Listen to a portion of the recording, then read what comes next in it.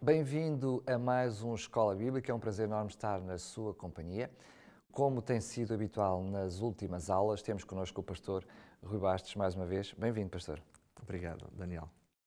Vamos continuar com este estudo da lição e eu começava exatamente por lhe perguntar qual é que é o sumário da aula de hoje. Muito bem. Então, a ideia principal do estudo de hoje é a seguinte: as boas novas do Evangelho precisam ser levadas a todo mundo e a todas as pessoas.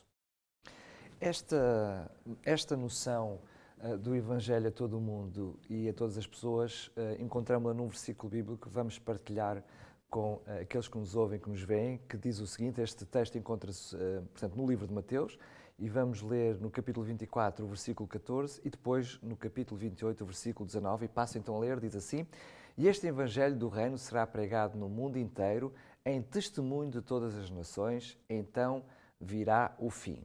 Depois, no versículo 19 do capítulo 28, diz assim: Portanto, ide, fazei discípulos de todas as nações, batizando-os em nome do Pai e do Filho e do Espírito Santo, ensinando-os a observar todas as coisas que eu vos tenho mandado. E eis que eu estou convosco todos os dias, até à consumação dos séculos. Nesta parte do texto onde nós podemos ler fazer discípulos em todas as nações, traz-nos uma ideia da universalidade do plano da salvação, eu até poderia dizer, de uma questão democrática do próprio Evangelho, não é, pastor? É verdade, Daniel.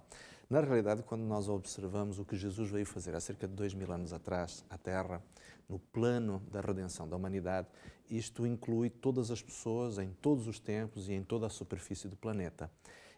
Por isso, efetivamente, como dizes, nós não poderemos considerar nada mais democrático do que o próprio Evangelho. Não é? Mas há aqui alguns aspectos e alguns tópicos que gostaria de partilhar com quem nos está a acompanhar neste momento. É que a pregação da vinda de Jesus, ou a pregação do Evangelho, é um sinal condicionante para a própria vinda de Jesus. Ou seja, como vimos em Mateus capítulo 24, verso 14, Jesus não regressará a este mundo antes que o Evangelho seja pregado a todo o mundo. Quer dizer que regressará à sua segunda vinda, não é? a sua segunda vinda. Porque este texto que acabámos de ler foi referente à sua primeira vinda, ele partilhou connosco, não é? Exatamente. Agora, a questão aqui é, Jesus voltará a segunda vez quando houver o Evangelho, a boa nova da salvação, ter sido levada a todos os povos, a todas as pessoas. Não é? Depois existem mais duas ideias que ainda gostaria de partilhar. A primeira delas é que esta responsabilidade é nossa. É tua, Daniel, é minha, é de todos aqueles que são cristãos e que conhecem a essência do Evangelho. E devemos, portanto, partilhar isto com aqueles que estão ao nosso redor, com as pessoas com quem nós convivemos. Mas não é, diríamos assim, como se esta experiência de partilha do Evangelho fosse, como é visto por vezes por alguns grupos religiosos, como um exercício de proselitismo, no sentido de andamos aqui a roubar fiéis a este e aquele movimento. Não é isto. Não é? Na verdade, é uma partilha que nós queremos fazer de alguma coisa importante. Se o Evangelho faz sentido na minha vida e na tua, faz todo o sentido que nós o partilhemos com outras pessoas. Será errado dizer, pastor, que este ide que nós vimos aqui no texto bíblico, esta comissão para ir e falar do Evangelho às outras pessoas, em primeiro lugar, esta tarefa que temos que cumprir, em primeiro lugar, tem uma responsabilidade na minha própria salvação, ou seja, tem um peso pessoal antes e até de um peso depois mais global? A verdade é esta, Daniel, é que nós vamos encontrar Jesus quando ele comissiona os seus discípulos e, por inerência, estende isto a todos os cristãos ao longo das gerações. Nós vemos que isto é quase que uma condição indispensável para a nossa própria salvação, para a nossa própria redenção. Não quer dizer que nós somos salvos por pregar o Evangelho. Não, de modo nenhum. Somos salvos pelo sacrifício que Jesus fez por nós na cruz. Mas a partilha desta mensagem, desta boa nova, é algo que resulta da nossa própria experiência e comunhão com Deus, com Jesus. E isso faz o crescimento espiritual e pessoal de cada um de nós nessa partilha. Mas muitas vezes nós olhamos para esta noção e para este chamado, que é o próprio Jesus que o faz, para nós nos envolvermos no plano da salvação de outras pessoas. Nós olhamos ao nosso redor e muitas vezes vemos um marketing muito acerrado e muito forte por parte das religiões, quase como tentando conquistar pessoas para o seu clube, uma espécie de clubismo do cristianismo. É este o projeto de Deus quando convida os discípulos e, paralelamente a todos nós, a nos envolvermos no plano da salvação? É interessante isto. Jesus é um contrassenso em relação àquilo que muitos cristãos possam pensar. Mas Jesus, ele fundou um movimento religioso que veio a ser chamado de cristianismo, mas Jesus não fundou uma organização religiosa. Não é?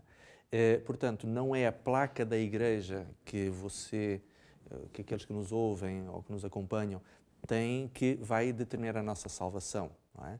Na realidade, a nossa salvação está baseada em Cristo. E embora existam, como dizias há pouquinho, Daniel, existam pessoas ou movimentos religiosos que têm um marketing muito agressivo, outros que às vezes até são perseverantes demais na abordagem que fazem, no seu exercício de proselitismo, outros por vezes têm uma linguagem que é, enfim, tão mística, tão filosófica quase, que parece que está desvinculada à religião da realidade prática, e às vezes as pessoas acabam por se perder um pouquinho em tudo isto. Mas o grande foco que nós temos que ter é, Jesus era alguém que estava com as pessoas, e nós temos que, ao ler a Bíblia, ao estudar a Palavra de Deus, temos que compreender que ela é algo que deve ser vivenciado na nossa prática, no nosso cotidiano. E quando partilhamos com os outros o Evangelho, como dizíamos há instantes, tem que ser o testemunho da nossa própria experiência. Ou seja, eu não vou contar a uma outra pessoa a respeito de uma filosofia ou de uma estrutura de pensamento altamente elaborada. Não, nós temos que partilhar com as outras pessoas aquilo que nós vivemos. O que significa para mim orar. O que significa para mim sentir a paz de Deus na minha vida. Isto é efetivamente a essência da partilha do Evangelho. Na continuação daquilo que o pastor está a partilhar connosco, quando eu tenho no meu convívio entre amigos e conhecidos e quero falar de uma experiência forte que tive, mesmo a nível humano, com um amigo, com a minha esposa, com um filho, e o faço de coração aberto, isso traz uma alegria, uma satisfação enorme. Quando nós partilhamos com os outros precisamente essa experiência, aquilo que Jesus fez na minha vida, os milagres que eu tive a oportunidade de vivenciar, e partilho isso com os outros, isso traz-nos uma alegria, uma satisfação, uma noção de bem-estar indescritíveis, não é? É verdade, é verdade. Sabes, Daniel, uma das coisas interessantes é que nós vemos as pessoas a falarem com muito entusiasmo, por exemplo, sobre o seu clube de futebol, não é? O clube do seu coração.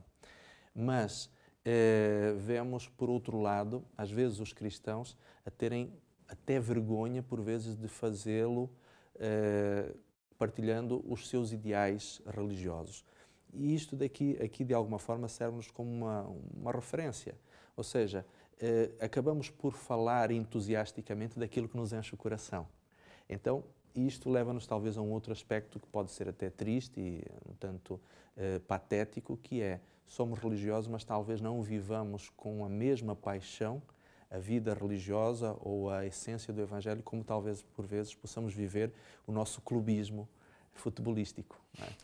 Isso dá-nos que pensar. Estamos mesmo a chegar ao fim. Eu pedi-lhe então para trazer a parte prática no Aprendendo Fazendo. Muito bem. Querido amigo, quero-lhe propor uma simples historieta.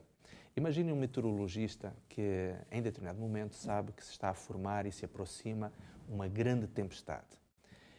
Este homem, por medo, por vergonha, não diz nada a ninguém durante vários dias. E quando finalmente a tempestade chega, milhares de pessoas ficam sem casa, perdas materiais irreversíveis e inclusive pessoas perdem a sua própria vida. Você, ao pensar neste personagem hipotético, talvez seja levado a julgá-lo como patético, como vergonhosamente covarde. Mas antes de ser excessivamente rigoroso com este hipotético cientista, pense se nós, como cristãos, sabendo que Jesus está para voltar a este mundo segunda vez, não estamos também a ser demasiado omissos. Deixo isto para a sua consideração. Isto é para nós pensarmos. E é desta maneira que chegamos então ao fim de mais uma Escola Bíblica. Foi um prazer enorme estar na sua companhia. Relembro que pode ver também esta Escola Bíblica, para si sobretudo que nos está a ouvir na Rádio RCS, pode assistir, pode ver em vídeo no canal da OPTV todas estas escolas bíblicas, todas estas lições em optv.pt. Pode acompanhar também no Facebook, quer da Rádio RCS, quer da optv.pt. Foi sim um prazer enorme estar aqui na sua companhia, com a promessa que estaremos de volta amanhã, se Deus quiser.